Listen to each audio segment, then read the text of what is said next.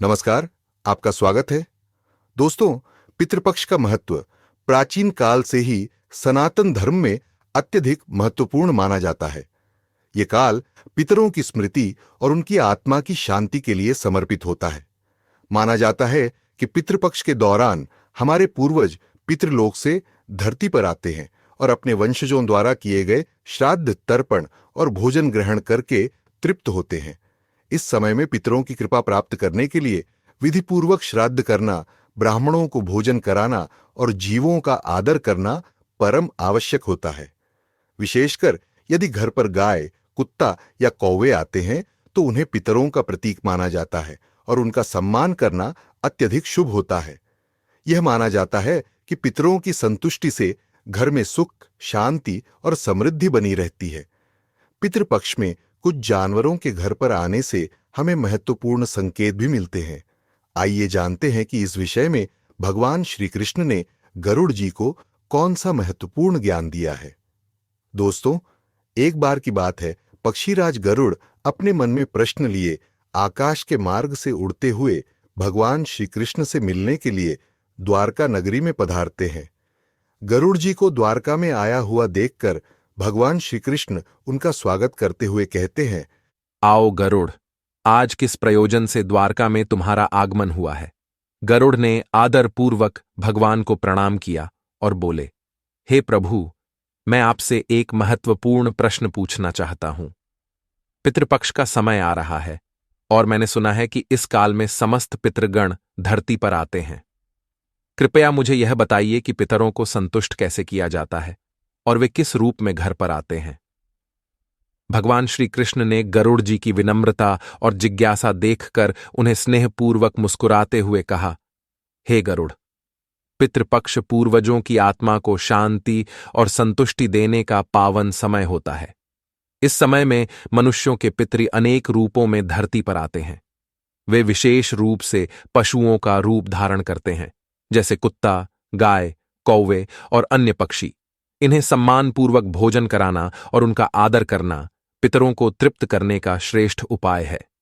गरुड़ जी ने ध्यान से भगवान श्री कृष्ण की बातों को सुना और बोले, हे प्रभु, कृपया मुझे और विस्तार से बताइए, पितृ क्यों और कैसे इन रूपों में आते हैं और उन्हें संतुष्ट करने के लिए कौन से उपाय करने चाहिए। भगवान श्री कृष्ण ने गरुड़ जी की जिज्ञासा को समझते हुए कहा, गरुड़, यह विषय बहुत ही गूढ़ और महत्वपूर्ण है। तुमने सही प्रश्न पूछा है। इस प्रश्न का उत्तर देने से पूर्व मैं तुम्हें एक प्राचीन इतिहास सुनाता हूं। इस कथा का श्रवण करने पर तुम्हें तुम्हारे सभी प्रश्नों के उत्तर मिल जाएंगे। हे गरुड़, जो भी मनुष्य इस कथा का श्रवण करता है, उसके समस्त दोष समाप्त होते हैं। उसे उसके पितरों का आशीर्वाद प्राप्त होता है। इसीलिए तुम इस कथा को ध्यान से सुनो और इसका प्रचार करो। गरुड़ जी कहते हैं, हे प्रभु, कृपया आप मुझे वह कथा सुनाइए। मैं इस कथा को ध्यान से पूरा अवश्य सुनूंगा और इसका प्रचार करूंगा। तब भगवान श्री कृष्ण गरुड़ जी को वह कथा सुनाने लगते हैं। श्री कृष्ण कहते हैं, हे गरुड़, बहुत समय पहले एक विशाल और पवित्र नगरी थी जिसका नाम था विरक्तपुर। इस नगरी में एक धर्मनिष्ठ ब्राह्मण निवास करता था जिसका नाम शरवण था। शरवण भगवान विष्णु के अनन्य भक्त थे और उनका जीवन भगवान की सेवा और वेदों के अध्ययन में व्यतीत होता था। उनकी पत्नी का नाम था रेविता, जो धैर्यशील और धार्मिक थी, लेकिन समय समय पर उसे क्रोध भी आ जाता था, विशेषकर जब उसे कुछ ठीक नहीं लगता था। दोनों पति पत्नी अपनी साधारण जीवन शैली से संतुष्ट थे और नगर में उनकी ख्याति एक आदर्श दंपत्ति के रूप में थी। दोनों का जीवन सुख समृद्धि से भरपूर था। उन्हें किसी चीज की कोई कमी नहीं थी। किंतु एक दिन उनके द्वारा पितरों का अपमान होने के कारण उन्हें अनेक दुख भोगने पड़े। श्री कृष्ण कहते हैं, हे गरुड़, अब आगे सुनो। मैं तुम्हें बताता हूं कि किस प्रकार उस ब्राह्मण और उसकी पत्नी ने पितरों का अपमान किया और उन्हें उसका क्या दंड भोगना पड़ा। एक समय की बात है, जब पितृपक्ष का आगमन हुआ, तब उस ब्राह्मण पति पत्नी ने अपने पितरों की शांति के लिए कई उपाय किए। हे गरुड़, पितृपक्ष एक ऐसा समय होता है जब हमारे पितृलोक से धरती पर आते हैं और अपने वंशजों द्वारा किए गए तर्पण और श्राद्ध से तृप्त होते हैं। इस समय विशेष रूप से गाय, कुत्ता और कौवे जैसे जीवों का घर पर आगमन अत्यंत शुभ माना जाता है। ऐसा कहा जाता है कि इन जीवों के रूप में हमारे पितृ आते हैं और यदि उन्हें तृप्त किया जाए तो उनका आशीर्वाद हमारे जीवन को सुख समृद्धि से भर देता है। उस ब्राह्मण श्रवण और उसकी पत्नी रेविता ने भी इस पितृपक्ष में श्राद्ध का आयोजन किया। श्रवण ने ब्राह्मणों को आमंत्रित किया और रेविता ने पूरी श्रद्धा से अनेकों व्यंजन तैयार किए। खीर, पूरी, दाल, सब्जियां और मीठे पकवानों की महक पूरे घर में फैल रही थी। श्राद्ध के दिन का माहौल गंभीर था और हर चीज का ध्यान रखा जा रहा था कि कहीं कोई त्रुटि न हो। लेकिन जब शाम का समय हुआ तब श्रवण ने अपने पूर्वजों को प्रसन्न करने के लिए विधिपूर्वक तर्पण का कार्य शुरू किया। तभी अचानक एक भूखा कुत्ता उनके द्वार पर आ खड़ा हुआ। वह प्यास और भूख से व्याकुल था और घर के भीतर झांकने लगा। उसकी आंखों में एक अजीब सी करुणा थी, मानो वह किसी मदद की आस में हो। वह कुत्ता द्वार पर खड़ा होकर भोजन की आशा करने लगा। वह कुत्ता उसी ब्राह्मण के पूर्वजों में से एक था जो भोजन की आशा से उसके द्वार पर आया हुआ था। ब्राह्मण की पत्नी रेविता जब शाम की पूजा की तैयारी कर रही थी तब उसने देखा कि द्वार पर एक कुत्ता खड़ा हुआ है जो भूख से व्याकुल होकर भोजन की मांग कर रहा है। उस कुत्ते को देखते ही ब्राह्मण की पत्नी बहुत क्रोधित हो गई और चिल्लाते हुए अपने पति से बोली, हे स्वामी, देखिए यह कुत्ता कहाँ से आ गया है। इसे जल्दी से यहाँ से भगाओ। आज श्राद्ध का दिन है और इसे यहाँ पर नहीं रहना चाहिए। कहीं ये भोजन को छक कर झूठा न कर दे। इसीलिए आप जाकर उस कुत्ते को घर से भगा दीजिए। फिर वह ब्राह्मण जल्दी से उस कुत्ते के पास आया और उसे भगाने लगा। उसने ध्यान भी नहीं दिया कि वह कुत्ता भूखा है और कुछ खाने को मांग रहा है। उस ब्राह्मण को उस कुत्ते पर जरा सी भी दया नहीं आई और उसने उसे भगा दिया। वह कुत्ता जो उस ब्राह्मण का पूर्वज था और आंखों में एक उम्मीद लेकर अपने वंशज के द्वार पर आया था कि उसे श्राद्ध में बनाया हुआ भोजन प्राप्त होगा, लेकिन उस ब्राह्मण ने उसे अपमानित करके भगा दिया। वह कुत्ता दुखी होकर लौट गया। उसकी गर्दन झुकी हुई थी और उसकी चाल भी धीमी हो गई थी, मानो उसके मन पर गहरा आघात लगा हो। कुत्ते के लौट जाने के कुछ समय बाद एक गाय उस ब्राह्मण के घर के आंगन में आ गई। वह गाय भी उस ब्राह्मण की पूर्वज ही थी। उसकी आंखों में भी उम्मीद थी और वह भी भूख से व्याकुल होकर ही उस ब्राह्मण के द्वार पर आई थी। लेकिन जैसे ही रेविता ने उस गाय को अपने द्वार पर खड़ा हुआ देखा, वह क्रोधित हो गई और अपने पति से कहने लगी, देखिए जी, अब यह गाय भी आ गई है अपने द्वार पर। जरूर इसे भोजन चाहिए होगा।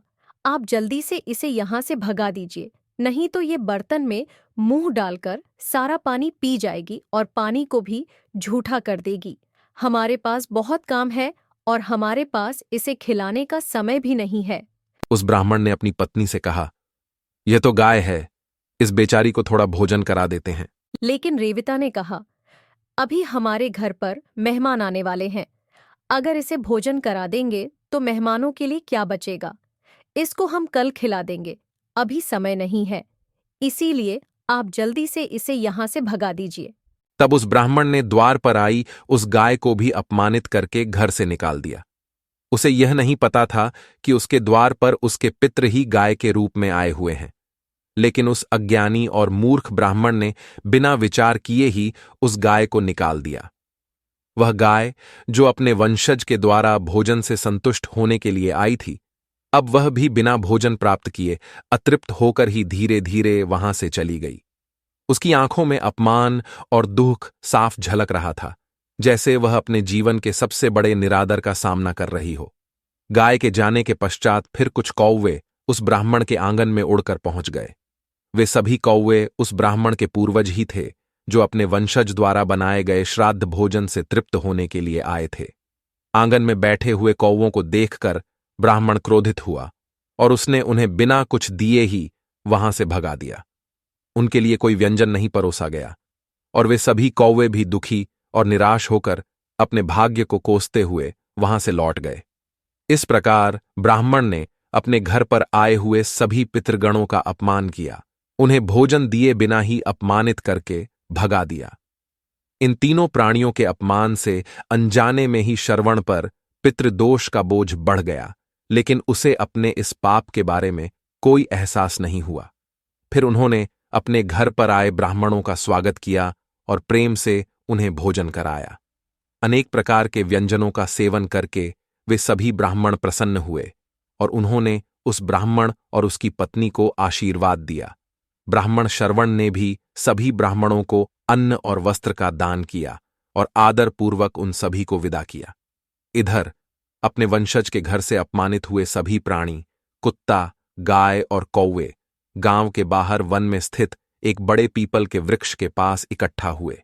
उनके हृदय में अपमान और निराशा की गहरी छाया थी। वे सभी अतृप्त और दुखी मन से एक दूसरे से वार्ता करने लगे।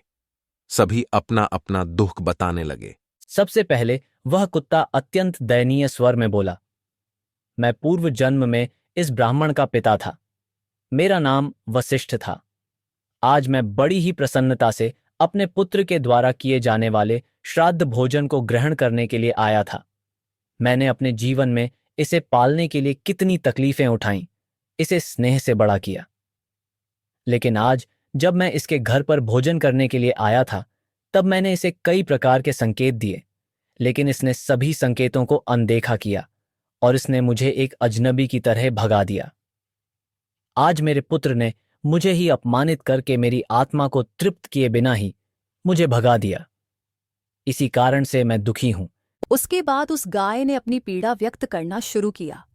उस गाय ने कहा, मैं पूर्व जन्म में इस ब्राह्मण की माता थी। मेरा नाम सुदक्षिणा था। मैंने इसे अपने दूध से सींचा था, इसके लिए कितनी रातें जागी, लेकिन आज इसने मुझे तृप्त करने के बजाय अपमानित कर दिया। आज जब मैं इसके द्वार पर थोड़ा सा भोजन प्राप्त करने आई, मैंने अपने पुत्र को अनेक प्रकार के संकेत दिए, लेकिन वह संकेतों को समझ नहीं पाया और मेरे पुत्र और बहू ने मुझे अपमानित करके धक्के मारकर भगा दिया। इसी कारण से मैं असंतुष्ट और दुखी हूं। गाय के बाद वे कौवे बोलने लगे, हम इसके पूर्वज हैं। मैं इसका दादा कुशाग्र हूं और ये मेरे भाई हैं। हम श्राद्ध के समय पितरों के रूप में आए थे, पर इसने हमें कोई आदर नहीं दिया। हमारी भूख को नजरअंदाज करके हमें भी भगा दिया। इसीलिए हम भी अपने वंशज के द्वारा अपमानित और असंतुष्ट होकर लौट रहे हैं। इस प्रकार से तीनों प्राणियों ने गहरे दुख के साथ एक दूसरे की पीड़ा साझा की और अपने अपमान का अनुभव करते हुए वहां से चले गए। जैसे ही श्रवण के सभी पूर्वज पितृपक्ष में उससे रूठकर असंतुष्ट और अतृप्त होकर लौट गए, उस ब्राह्मण को भयंकर पितृदोष लग गया।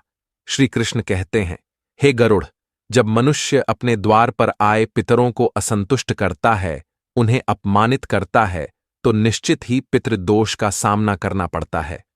पितृदोष के प्रभाव के कारण मनुष्य के जीवन में अनेक विपत्तियां आती हैं। अपने पूर्वजों का अपमान करने के कारण श्रवण के जीवन में विपत्तियों का अंबार लगने वाला था, लेकिन श्रवण को अभी तक इस बात का एहसास नहीं था।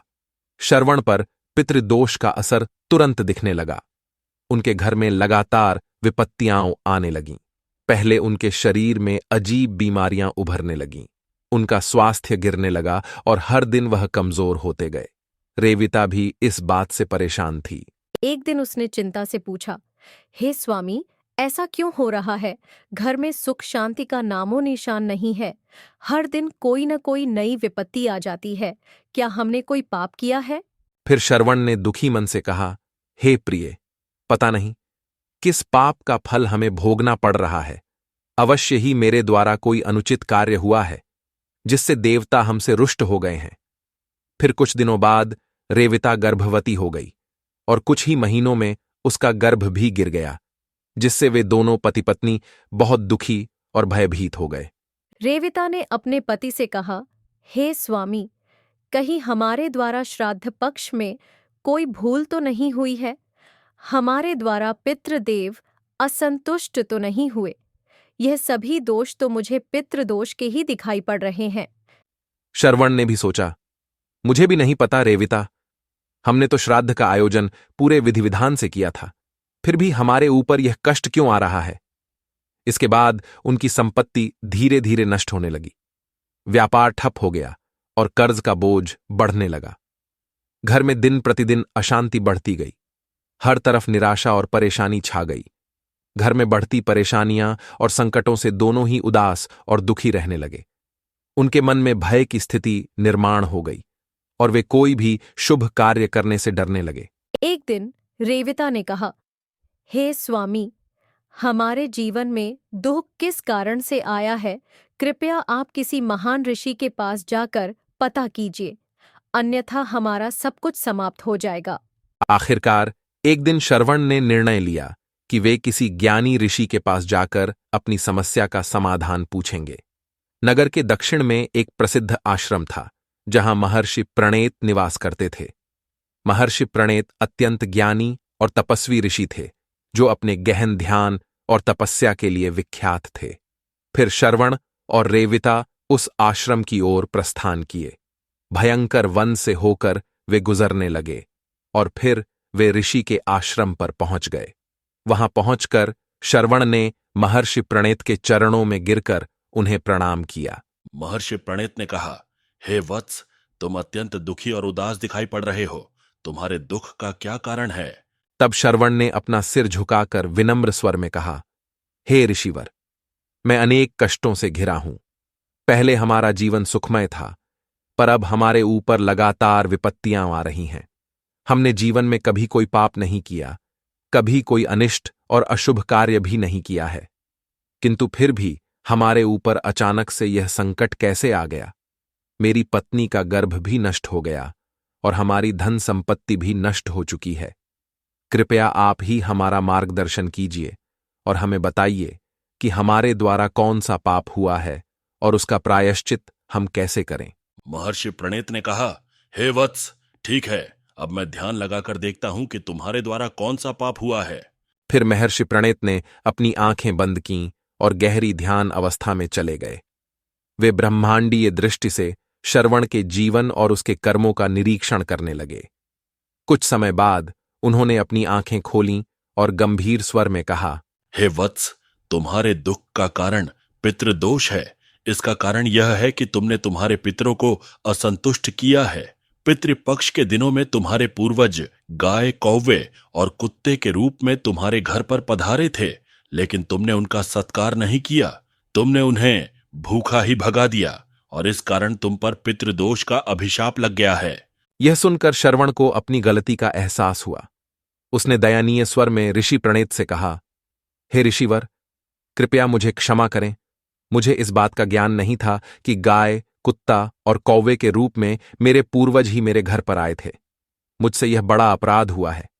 हे ऋषिवर, कृपया आप मुझे अब इस घोर पाप से मुक्ति का कोई उपाय बताइए, जिससे मैं अपने पितरों को संतुष्ट कर सकूं और फिर से उनकी कृपा को प्राप्त कर सकूं।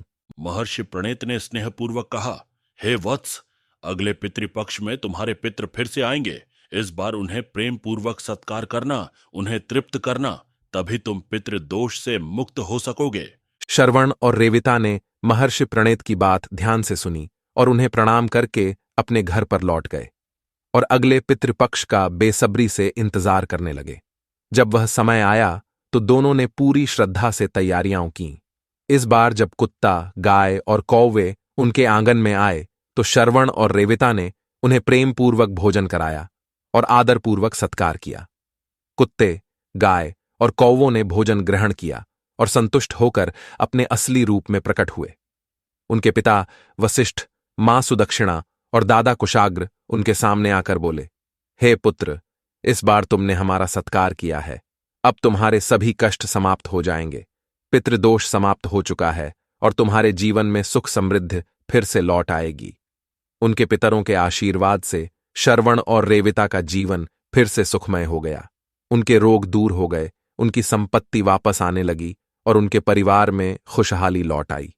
भगवान श्री कृष्ण ने अंत में गरुड़ जी से कहा, इस प्रकार गरुड़, पितृपक्ष में पितृ विभिन्न रूपों में हमारे घर आते हैं।